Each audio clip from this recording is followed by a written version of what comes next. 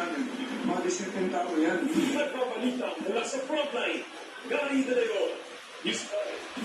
Eksklusibo pong nakapanayam kanina si alias Totoy. Umabot na raw sa mahigit 100 ang pinapatay na mga sabungero. Ibubulgam na rin daw ni alias Totoy kung sino-sino ang mga sangkot na pulis. Narito ang report. Ano sa bigay na yung bumigaw? Tuloy ko siyang tatay, pero ang hindi ko napanggapin yung patay niya. Buong pamilya ko.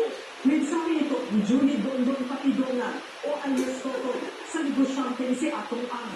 Sinampahan ni Ang si alias Totoy ng patong-patong na reklamo sa Manila Prosecutor's Office. Kabilang dyan ang may kaugnayan sa umano'y pangingikil ni alias Totoy ng 300 million pesos kay Ang para hindi raw igawin ang negosyante sa kaso ng mga nawawalang sabungero. Pero ayon kay Totoy, siya pa nga ang sinubukang patahingikin ng kaso ni Atong Ang. Umabot daw ng kalahating